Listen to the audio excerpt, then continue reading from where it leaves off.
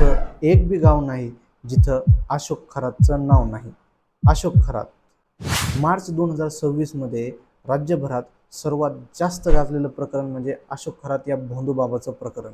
अशोक खरात तर अटक आहे, पण सामाजिक आणि राजकीय क्षेत्रात या प्रकरणातील चर्चांना पुन्हा तोंड का फुटलंय? 10 मे SIT कडून 6 तास चौकशी, 14 मे ED कडून 8 ते 9 तास चौकशी, महिला आयोगाच्या माजी अध्यक्षा रुपाली चाकणकर यांची या प्रकरणामध्ये चौकशी का होत आहे आणि गुवाहाटीमधील रेडिसन्स या हॉटेलमध्ये खरात सोबत केलेला मुक्काम हा दावा कितपत खरा आहे, तर आजच्या या व्हिडिओमधून आपण जाणून घेऊ. नमस्कार, मी वैभव आणि तुम्ही बघत आहात हितचिंतक. अशोक खरात याचे राजकीय पुढाऱ्यांसोबत संबंध होते याला नाकारून चालणार नाही आणि त्याचे पुरावे देखील आजही अनेक प्रसार माध्यमांमध्ये उपलब्ध आहेत.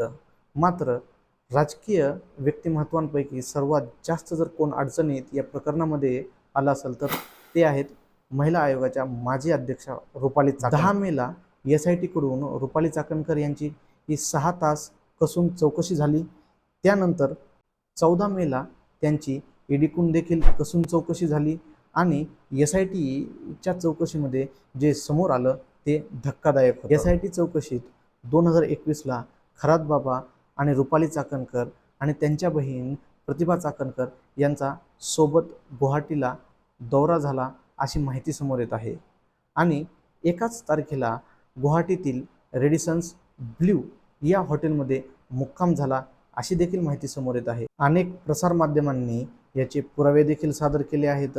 माध्यमानुसार खरात बाबा रेडिसन्स ब्ल्यू या हॉटेलमध्ये 28 ऑगस्ट ते 30 ऑगस्ट 2021 या दरम्यान मुक्कामी होता आणि त्याच दरम्यान म्हणजे 28 ऑगस्ट ते 29 ऑगस्ट या दरम्यान रुपाली चाकणकर आणि त्यांच्या बहीण प्रतिभा चाकणकर या देखील रेडिसन्स ब्ल्यू याच हॉटेलमध्ये मुक्कामी असल्याची माहिती SITमध्ये हे समोर आली आहे.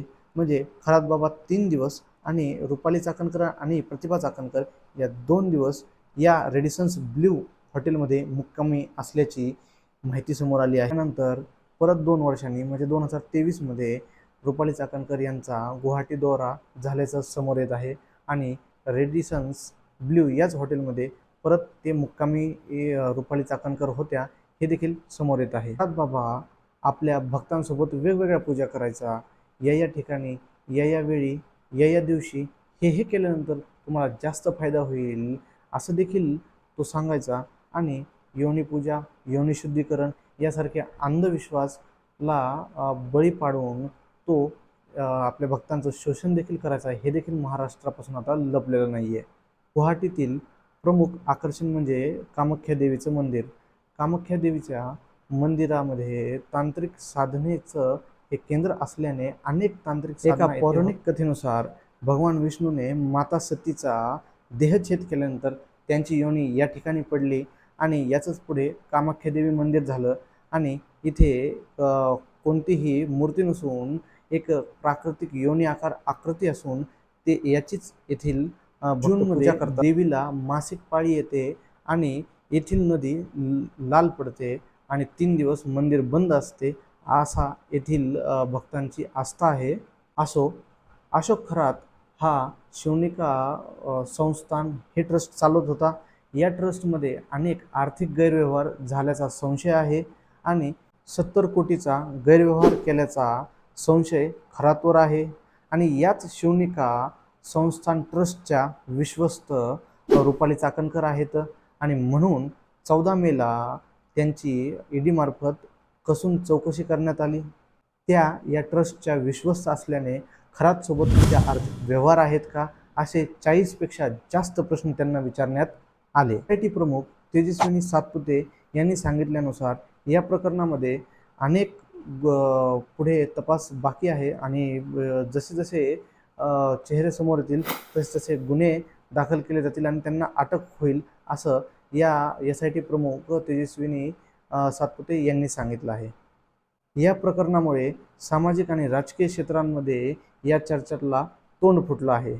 रुपाली चाकणकर आणि अशोक खरातांचं हे कनेक्शन बघून सामाजिक कार्यकर्ता अंजली दमानिया यांनी संताप व्यक्त केला असून तसेच राजकीय क्षेत्रामध्ये ठाकरे गटाच्या सुषमा अंधारे यांनी प्रसारमाध्यमांवर पोस्ट करत रुपाली चाकणकर यांना टोला लगावला आहे। मागील काही दिवस बघता अजित पवार गटाचे सुक्कर दिवस नाहीत अशी दबक्या आवाजात चर्चा चालू आहे।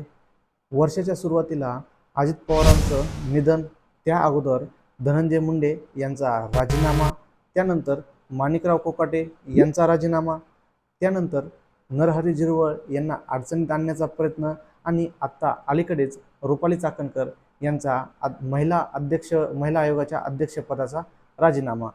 हे एकंदरीत या सर्व गोष्टी बघता या अजित पवार गटाचे सुक्कर दिवस नाहीत हे म्हणायला वाव मिळत आहे। प्रकरणाबाबत तुमचं काय मत आहे ते कमेंट बॉक्समध्ये नक्की लिहा आणि असेच नवनवीन व्हिडिओ बघण्यासाठी आमच्या हितचिंतक या चॅनलला सबस्क्राईब करायला विसरू नका। धन्यवाद।